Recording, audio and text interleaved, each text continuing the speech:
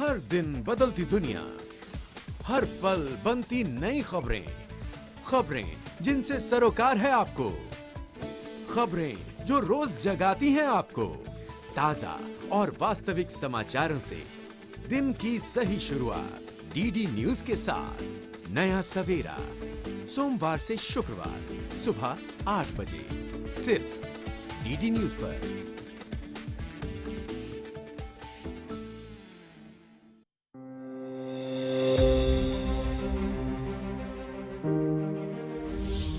हिंदुस्तान एक ऐसा मुल्क है, अनेक प्रकार के लोग रहते हैं। बहुत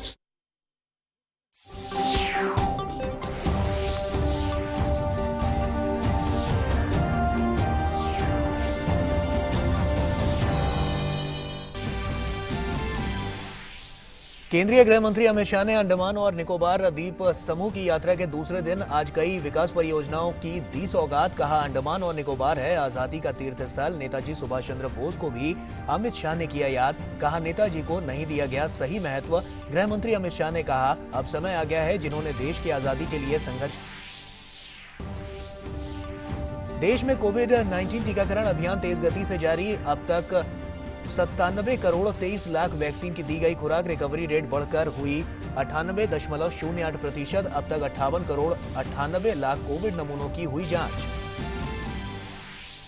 जम्मू कश्मीर के पंपोर में सुरक्षा बलों और आतंकियों के बीच मुठभेड़। सुरक्षा बलों ने 2 अलग-अलग मुठभेड़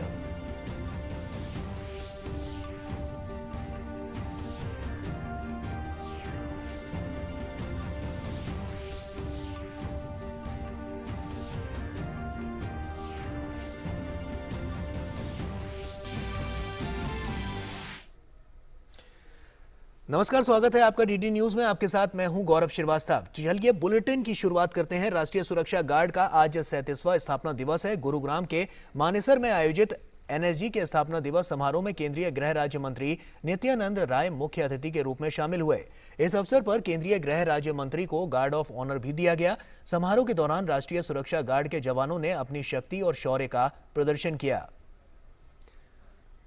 समारोह को संबोधित करते हुए नित्यानंद राय ने कहा कि देश में शांति और सुरक्षा बनाए रखने के लिए एनएसजी का इसमें अहम योगदान रहा है। पूरा देश आप सभी को बहुत आशा और विश्वास के साथ देखता है। सभी देशवासियों के हृदय में आपके प्रति जो गौरव का भाव है, उसका मूल कारण हर पल, हर परिस्थितियों, हर चुनौती में देश के लिए जीने और मरने कि आपकी ललक है। यही आपके जीवन का संदेश भी है। 37 साल के इतिहास में जो भी कार्य आपको सौंपा गया, वह आपने पूरी निष्ठा और ईमानदारी से निभाया है, जिससे अपना भारत सुरक्षित भी है और देश में शांति का वातावरण भी। और वहीं नित्यानंद राय ने कहा कि देश पर बुरी नजर रखने वालों को यह पता है कि इसका अंजाम बहुत बुरा होगा। देश की सफल विदेश नीति से देश को बाहरी और आंतरिक सुरक्षा को सुनिश्चित किया जा सके, इसके भी कई पहलू स्थापित किए गए हैं और एनएसजी उस पहलू का भी एक बड़ा हिस्सा है। आंतरिक सुरक्षा के विषय में हमारे माननीय केंद्रीय गृह मंत्री आदरणीय अमित शाह जी किस प्रकार से सजग और तत्पर रहते हैं, यह भारत ही नहीं दुनिया भी जानती है। और अपने देश पर बुरी नज़र रखने वालों को यह पता है कि अगर हम बुरी नज़र डालें इस देश पर या उस प्रकार के आतंक गतिविधियों में सम्मिलित हुए तो उसका अंजाम बहुत ही बुरा होगा। और हाल के वर्षों में वह भुगता भी है और वह परिचित ही हुआ है। देश में कोरोना के खिलाफ टीकाकरण अभियान तेज गति से जारी है। स्वास्थ्य मंत्रालय के अनुसार देश में अब तक 97 करोड़ 23 लाख 77 हजार से अधिक टीकों की खुराकें दी जा चुकी हैं। पिछले 24 घंटों में 8 लाख 36 हजार से अधिक टीके लगाए गए हैं। स्वास्थ्य और परिवार कल्याण मंत्रालय के मुताबिक देश भर में पिछले 24 घंटों में 15,981 मामले दर्ज किए गए। वहीं पिछले 24 घंटों में 17,861 मरीज उपचार करवाकर स्वस्थ हो चुके हैं, जिसके बाद देश में रिकवरी रेट बढ़कर 98.08% हो गया। सक्रिय मामलों की संख्या कुल संख्या 2,01,632 हुई। वहीं साप्ताहिक पॉजिटिविटी रेट वर्तमान में 1.44% दर्ज किया गया है। दैनिक पॉजिटिविटी रेट 1.73% हुआ है। आगे बढ़ते हैं। जम्मू कश्मीर में सुरक्षा बलों के साथ दो अलग अलग मुठभेड़ों में 2 आतंकवादी मारे गए हैं। ये दोनों हाल में एक पुलिस अधिकारी और एक नागरिक की हत्या में शामिल थे। पहली मुठभेड़ कल पुलवामा जिले के वहीबग इलाके में हुई, जिसमें सेना, जम्मू कश्मीर पुलिस और सीआरपीएफ के संयुक्त अभियान में लश्कर-ए-तैयबा का आतंकवादी शाहिद बशीर शेख मारा गया। श्रीनगर के बेमिना इलाके की हमदानिया कॉलोनी में हुई दूसरी मुठभेड़ में आतंकी तंजील अहमद मारा गया। वहीं ये दोनों आतंकी 12 सितंबर को श्रीनगर के खनियार इलाके में police sub inspector Arshad Ashraf और श्रीनगर में ही एक नागरिक की हत्या में शामिल थे। दोनों मुठभेड़ स्थलों से AK-47 राइफल सहित हथियार और गोला बारूद बरामद किए गए हैं। राष्ट्रीय सुरक्षा गार्ड का आज 37वां स्थापना दिवस है। भारत के सुरक्षा तंत्र में राष्ट्रीय सुरक्षा गार्ड की अहम भूमिका है। नेशनल सिक्योरिटी गार्ड को ब्लैक कमांडो के नाम से भी जाना जाता है। NSG आतंकवादी गतिविधियों और अपहरण विरोधी क्रियाकलापों में केंद्रीय अर्धसैनिक बलों का सहयोग करती है। विशेष परिस्थितियों से निपटने के लिए इस बल का उपयोग किया जाता है।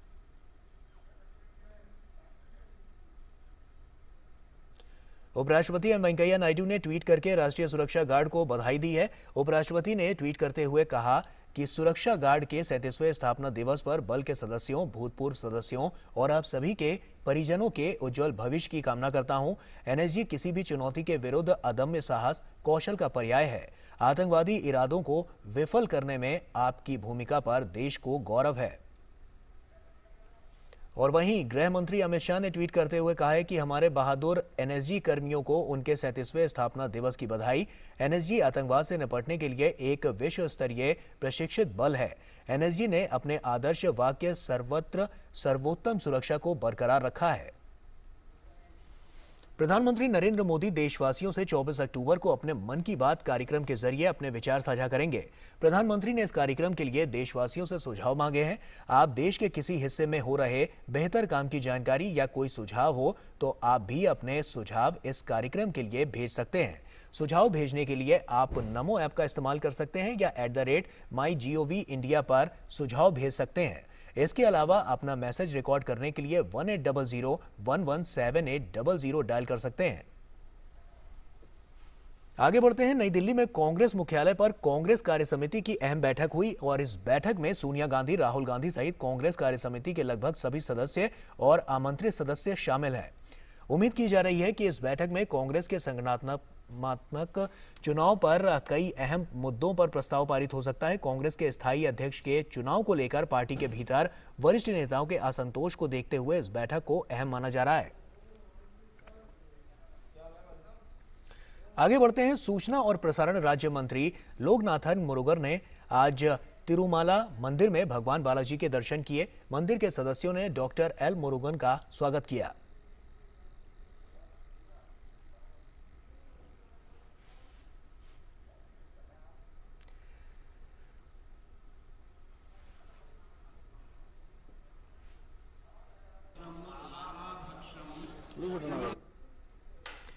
केंद्रीय वित्त मंत्री निर्मला सीतारमण ने अमेरिका की यात्रा के दौरान विश्व बैंक के अध्यक्ष डेविड मालपास से मुलाकात की। बैठक में दोनों ने कोरोना महामारी सहित कई अहम मुद्दों पर चर्चा की। निर्मला सीतारमण ने कहा कि भारत ने कोविड-19 संकट का सामना धैर्य के साथ किया। साथ ही भारत ने कोविड के खिलाफ वैश्विक लड़ाई में एक प्रमुख भूमिका भी निभाई है। निर्मला सीतारमण ने आर्थिक मदद के लिए विश्व बैंक के कार्यों को उनकी सराहना की है।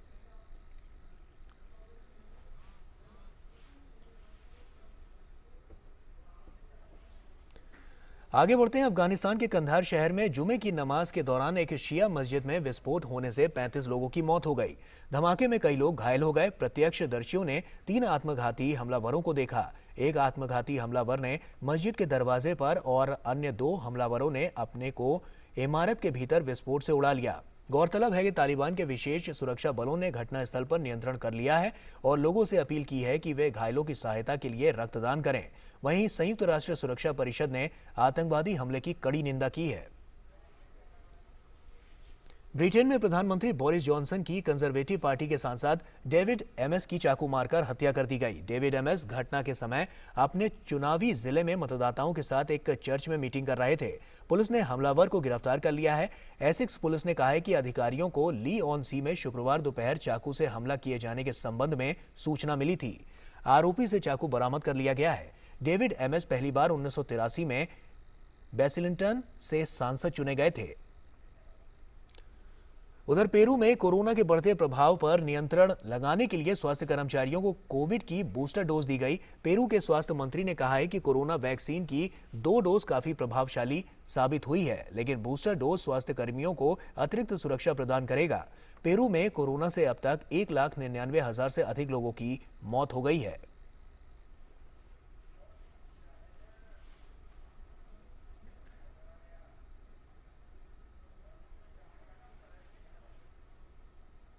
आगे बढ़ते हैं। दुनिया भर में आज विश्व खाद्य दिवस मनाया जा रहा है और इस दिन को मनाने का उद्देश्य दुनिया में भूख की समस्या से निपटना और दुनिया को खाद्य सुरक्षा प्रदान करना है, जिससे पूरी दुनिया में भूख का उन्मूलन किया जा सके। और इस साल विश्व खाद्य दिवस की थीम सेहतमंद कल के लिए अभी खाना सुरक्षित रखें है। संयुक्त राष्ट्र के सदस्यों के प्रस्ताव के बाद 16 अक्टूबर 1981 को विश्व खाद्य दिवस घोषित किया गया था।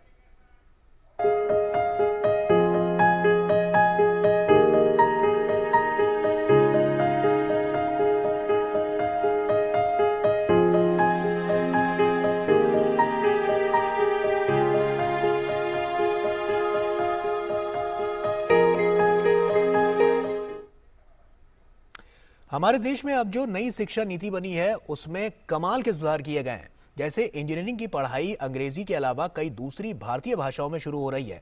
तमाम राज्य अगले शैक्षणिक सत्र से अब हिंदी, तमिल, तेलुगु, मराठी और बांग्ला समेत कई अन्य भाषाओं में इंजीनियरिंग की पढ़ाई शुरू करने जा रहे हैं। हरियाणा के फरीदाबाद स्थित यह है J C Bose university of science and technology. अब तक इस संस्थान में केवल अंग्रेजी भाषा में ही इंजीनियरिंग की पढ़ाई होती थी, लेकिन राष्ट्रीय शिक्षा नीति के प्रावधानों के मुताबिक अगले सत्र से यहाँ हिंदी भाषा में भी इंजीनियरिंग की पढ़ाई शुरू होगी। यूनिवर्सिटी में सिविल और मैकेनिकल इंजीनियरिंग के प्रथम वर्ष की पढ़ाई इस साल से हिंदी में शुरू होगी। कई लोगों के मन में शायद ये घर गया है कि जो टेक्निकल पढ़ाई है वो इंग्लिश में ही हो सकती है, वो अपनी मातृभाषा में नहीं हो सकती। और कई लोग इस चीज़ के लिए कहते हैं, तर्क देते हैं कि भाई किताबें नहीं हैं या लिटरेचर नहीं है। लेकिन अगर किताबें, लिटरेचर जापानीज़ में और जर्मन में अवेलेबल हो सकता है, रशियन में अवेलेबल हो सकता है, तो क्या अपनी हिंदुस्तानी भाषा में नहीं अवेलेबल हो सकता?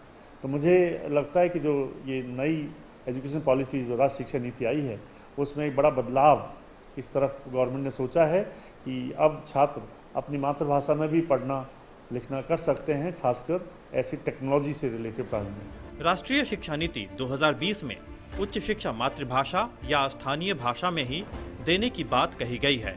शिक्षा नीति की भावना के अनुरूप ही देश के कई तकनीकी शिक्षण संस्थानों ने मातृभाषा में इंजीनियरिंग पाठ्यक्रमों की शुरुआत करने का निर्णय लिया है, ताकि अंग्रेजी भाषा की जानकारी के अभाव में कोई भी छात्र तकनीकी शिक्षा से वंचित न रहे। 10 राज्यों के 20 इंजीनियरिंग कॉलेज इस साल से 6 भारतीय भाषाओं हिंदी, तमिल, तेलुगु, कन्नड़, मराठी और बांग्ला में इंजीनियरिंग की पढ़ाई शुरू करने जा रहे हैं। अखिल भारतीय तकनीकी शिक्षा परिषद यानी AICTE ने इंजीनियरिंग पाठ्यक्रमों के 11 भारतीय भाषाओं में ट्रांसलेशन के लिए एक टूल भी विकसित किया है, जिसके माध्यम से प्रथम वर्ष के पाठ्यक्रमों को इन भाषाओं में अनुवाद करने का काम पूरा किया जा चुका है। शुरुआत में 8 भाषाओं में करने की हमारे यानी क्या रोल दिया गया था, उसको बढ़ाते हुए हमने 11 भाषाओं में करने का अब निर्णय लिया है और वो हो रहा है।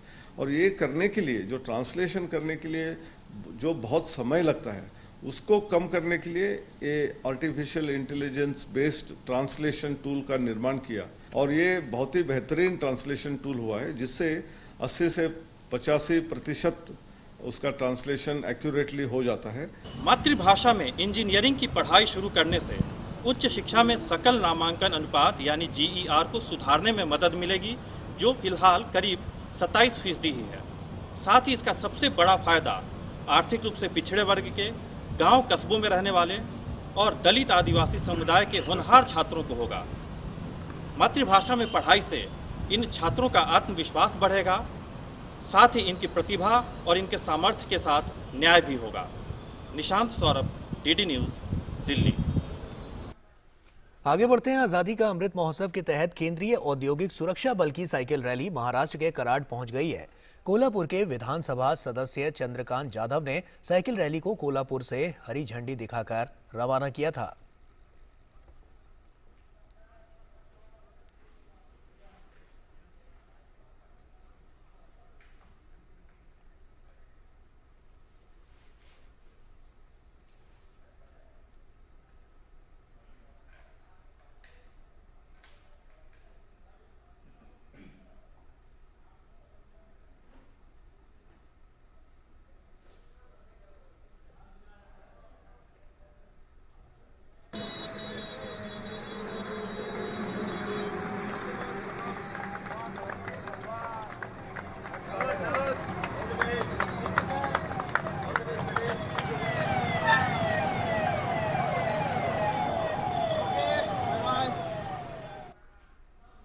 केंद्र सरकार की महत्वाकांक्षी प्रधानमंत्री स्वामित्व योजना पंचायती राज मंत्रालय की ओर से चलाई जा रही है। इस योजना का लक्ष्य देश के गांवों में लोगों को उनकी आवासीय जमीन का मालिकाना हक दिलाना है। वहीं ये योजना ग्रामीणों को आत्मनिर्भर बनाने की दिशा में बेहद मददगार है, क्योंकि ये योजना शहरी क्षेत्रों की तरह ग्रामीणों की ओर से ऋण और अन्य वित्तीय लाभ लेने के लिए संपत्ति का उपयोग करने के रास्ते भी खोलती है।